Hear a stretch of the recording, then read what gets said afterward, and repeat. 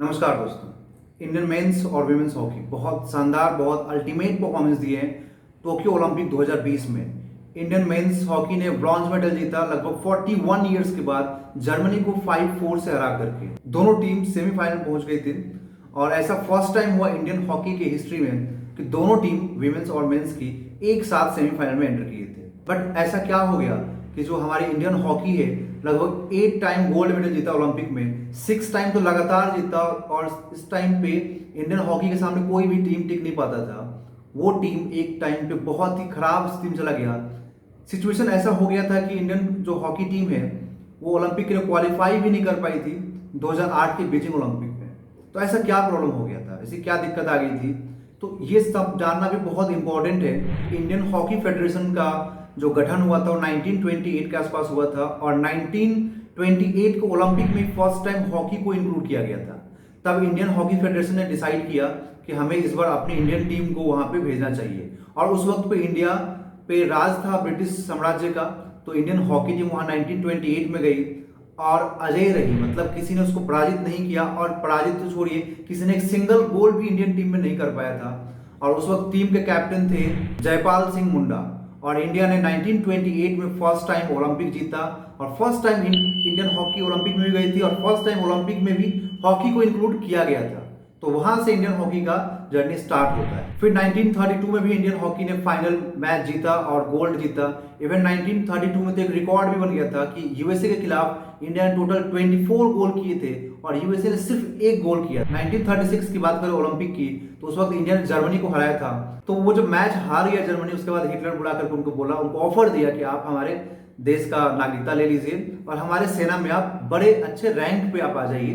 But Dhyanchand जो India के legendary player थे उन्होंने मना कर दिया था। और उनका तो जादू ऐसा था कि उनका नाम दिया गया था द विजार्ड ऑफ हॉकी। मतलब इतना शानदार खेलते थे वो कि ऑपोजिशन टीम समझ नहीं पाता था कि कैसे इनसे हम बचे। एक किस्सा तो ऐसा भी है कि 1936 ओलंपिक में जब इंडिया ने 8 गोल कर दिए थे जर्मनी के अंदर, तब इंडियन हॉकी ने डिसाइड किया चलो थोड़ा सा हम जर्मनी की टीम को सिखाते हैं खेलना, कि कैसे खेला जाता है हॉकी। एक किस्सा तो ये भी है कि मेजर ध्यानचंद कि हॉकी स्टिक को तोड़ के देखा गया था कि क्या इसमें कोई मैग्नेट तो नहीं लगा हुआ, इसमें चुंबक तो नहीं है जो बॉल इनके स्टिक से चिपक से जा रहा है बिल्कुल। तो ये भी एक किस्सा बहुत मशहूर है। तो ऐसे रहा है हमारे इंडियन हॉकी का हिस्ट्री। उसके बाद वर्ल्ड वॉर 2 की वजह से 1944 और 1940 दो टाइम पे ओलंपिक नहीं हुआ था। फिर 1948 में ओलंपिक हुआ और उस वक्त इंडिया आजाद हो चुका था। तब जो इंडियन हॉकी टीम गई पार्टिसिपेट करने के लिए, वो आजाद इंडिया का हॉकी टीम था। उस वक्त भी इंडिया वहां पे ओलंपिक में गोल्ड मेडल जीता था। फिर 1952 1956 में भी इंडिया ने गोल्ड मेडल जीता। बट 1958 में एशियन गेम्स में इंडिया पाकिस्तान से हार गया था। फिर 1960 ओलंपिक में भी पाकिस्तान ने भारत को 1-0 से हरा दिया।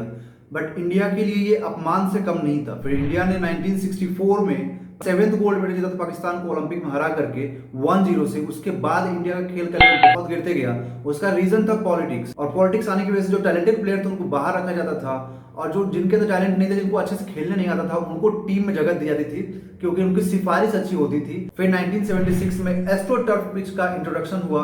अब बोला गया कि अब हॉकी इसी पिच पे खेला जाएगा। अब ये एस्ट्रो टर्फ पिच क्या होता है, तो एस्ट्रो टर्फ पिच जैसे आप एक बनावटी घास देखते होंगे जो आर्टिफिशियल होता है, उसको बोला जाता है। तो बोला गया कि अब नेचुरल घास पे हॉकी नहीं होगा, अब ये जो आर्टिफिशियल घास है, ग्रास है, उसके ऊपर मैच होगा। आप सोच सकते हैं कि इंडियन फेडरेशन ने क्या किया होगा। इंडियन फेडरेशन पास पैसा नहीं था और पॉलिटिक्स तो अंदर में थी, तो उन लोगों ने ये सारी फैसिलिटीज प्रोवाइड नहीं किया, जिसकी वजह से इंडियन हॉकी टीम अच्छे से प्रैक्टिस भी नहीं कर पाई। तो इंडियन हॉकी टीम को 1976 में खाली हाथ लौटना पड़ा। और जो यूरोपियन टीम थे उनके पास पैसे बहुत थे, तो उन्होंने प्रैक्टिस अच्छे से किया। उनके जो फेडरेशन था उन्होंने अच्छे से स्टेडियम तैयार किया एस्ट्रो टर्फ लगा करके, तो उसकी वजह से वो लोग मैच जीत गए और इंडिया हार गया। बट फिर भी 1980 में जो मॉस्को ओलंपिक हुआ था, उस वक्त में बहुत सारी कंट्रीज ने बाइकआउट किया था मॉस्को ओलंपिक को। तो बहुत सारे कंट्रीज वहां पे पार्टिसिपेट नहीं किए थे और इंडिया ने पार्टिसिपेट किया था। तो 1980 में इंडिया ने फिर से गोल्ड जीता, जो इंडिया का आखिरी गोल्ड था, आखिरी मेडल था उस वक्त पे। उसके बाद फिर इंडिया ने 41 ईयर्स के बाद इस बार ब्रॉन्ज मेडल जीता है। तो ये था पूरे इंडियन हॉकी का हिस्ट्री। तो आप समझ सकते हैं कि इंडियन हॉकी कितना शानदार खेलता था, कितने अच्छे प्लेयर थे इंडियन हॉकी टीम में। इवन इंडिया की हालत ये हो गई थी हॉकी में कि इंडिया एशियन गेम्स को भी नहीं जीत पाता था। लेकिन इंडिया ने 1985, 1991 और 1995 में अजलान शाह कप को जीता था, वहां पे गोल्ड जीता था इंडिया ने। तो इंडिया का बस वही चलते रहा पूरा जर्नी, कभी हारना कभी जीतना, मतलब वो टॉप लेवल पे इंडिया नहीं रह पाया जो एक टाइम पे हुआ करता था। बट इसका रीजन ऐसा भी नहीं था कि इंडिया के पास अच्छे प्लेयर नहीं थे, इंडिया के पास अच्छे प्लेयर भी थे। आप लोगों को याद होगा धनराज पिल्ले, दिलीप तिर्की, ये सब बहुत अच्छे प्लेयर्स थे इंडिया के पास, उसके बाद भी इंडिया जीत नहीं पाता था। उसका रीजन था पॉलिटिकल विल पावर। तो एक सिचुएशन तो ऐसा भी आ गया कि इंडियन हॉकी के पास स्पॉन्सरशिप नहीं था कि इंडिया ओलंपिक में जाए या फिर किसी में भी पार्टिसिपेट कर सके। बट उस समय पे नवीन पटनायक जो उड़ीसा के सीएम थे, वो एक संकट मोचन की तरह उभर के आए।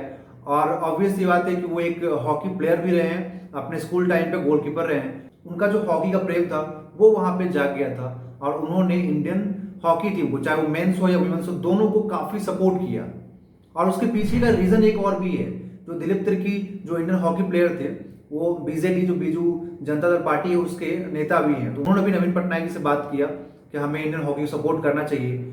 फिर 2018 में नवीन पटनायक जी ने स्पॉन्सरशिप दिया इंडियन हॉकी को लगभग 150 करोड़ का, और बहुत सारे ऐसे स्टेडियम्स तैयार करवा रहे हैं वो, और कुछ तैयार भी करवा दिए। ऐसे इंडियन टीम्स के लिए बहुत सारे फैसिलिटीज का व्यवस्था किया उन्होंने, जो इंडियन टीम को चाहिए था, चाहे वो मेंस हो या हॉकी हो, उनको जरूरत थी अच्छे से प्रैक्टिस करने के लिए। तो इस तरीके से नवीन पटनायक ने पूरे इंडियन हॉकी की हेल्प की, और उन्होंने पूरा इंडियन हॉकी को रिवाइव करने में हेल्प किया। और उन्होंने स्पॉन्सरशिप दिया, उन्होंने पूरा व्यवस्था किया, उन्होंने बहुत सारे ऐसे टूर्नामेंट ऑर्गेनाइज कराया, चाहे वो इंटरनेशनल लेवल पे हो या नेशनल लेवल पे हो, जिससे कि हॉकी को काफी पॉपुलैरिटी मिले। और मैं ऐसा बोलूंगा कि आज उन्हीं की बदौलत इंडियन हॉकी ओलंपिक के सेमीफाइनल तक पहुंची थी, चाहे वो मेंस हो या वुमेन्स हो। तो जिस पॉलिटिक्स ने इंडियन हॉकी को नीचे धकेल दिया था, उसी पॉलिटिक्स ने वापस इंडियन हॉकी को ऊपर लेके गया। तो आज के जनरेशन जो इंडियन हॉकी को भूल चुके थे एक तरह से, वो फिर से इसमें इंटरेस्ट ले रहे हैं। और उसका रीजन है इंडियन हॉकी प्लेयर्स एंड नवीन पटनायक, जिन्होंने दोनों ने, मतलब चाहे मेंस हॉकी हो या वुमेन्स हॉकी हो, और नवीन पटनायक जो सीएम है, इन सब लोगों ने इतना इस पर मेहनत किया, इस पर इतना काम किया, इतना इस पर फोकस किया कि आज जो नया जनरेशन है, चाहे वो मैं हूं या मेरे टाइम के जो लोग हैं, जो साथ में दोस्त लोग हैं, सब लोग इस पे काफी इंटरेस्ट ले रहे हैं, काफी हॉकी को देख रहे हैं। 1983 में जब इंडिया ने वर्ल्ड कप जीता था क्रिकेट में, उसके बाद से इंडियन जो हॉकी टीम था उसको लगभग मीडिया कवरेज मिलना बंद हो गया था, बहुत कम कवरेज मिलता था, क्योंकि इंडियन हॉकी धीरे धीरे डिक्लाइन मोड पे आने लगा और जो इंडियन क्रिकेट था धीरे धीरे ऊपर उठने लगा था। तो इंडियन हॉकी नीचे जा रहा था, इंडियन क्रिकेट ऊपर जा रहा था। और इसकी वजह से हालत ये हो गई थी कि इंडियन हॉकी टीम को ना मीडिया कवरेज मिलता था, ना उतने पैसे मिलते थे। बट इंडियन क्रिकेट को देखिए, आप एक प्लेयर को वो 7 से 8 करोड़ सालाना मिलता है, और आप अगर हॉकी टीम की बात करेंगे तो शायद 50 लाख बहुत मुश्किल से ही मिलता है किसी प्लेयर को, या 60 लाख, नहीं तो एवरेज 10 लाख 20 लाख मिलता है। और खेलना दोनों को पड़ता है, चाहे वो क्रिकेट टीम हो या फिर हॉकी टीम हो। नरेंद्र मोदी गवर्नमेंट आने के बाद उन्होंने खेलो इंडिया प्रोजेक्ट शुरू किया था, और उन्होंने बहुत सारा पैसा भी इसके लिए आवंटित किया था, लगभग 2800 करोड़। लेकिन फिर उन्होंने इस सेशन में कुछ पैसा कम भी कर दिया, 250 करोड़। फिर भी देखा जाए तो एक तरह से अच्छा था, पहले गवर्नमेंट से कम से कम उन्होंने कुछ पैसा आवंटित तो किया था खेलो इंडिया के तहत, ताकि जो इंडियन प्लेयर्स हैं, चाहे वो हॉकी टीम हो या कोई भी एथलीट्स हो, कोई भी प्लेयर हो, उसको बढ़ावा दिया जा सके और इंडिया में खेल को बढ़ावा मिले। तो एक तरह से बहुत अच्छा इनिशिएटिव था, और आई होप कि आगे भी ऐसे ही लोग सपोर्ट करेंगे, एंड आई होप कि इंडियन हॉकी टीम को भी लोग ऐसे प्यार देंगे, सपोर्ट देंगे, जैसे कि इंडियन क्रिकेट टीम को दिया गया है। सो दोस्तों, अगर अच्छा लगे मेरी वीडियो तो लाइक कीजिए, सब्सक्राइब कीजिए। Thank you.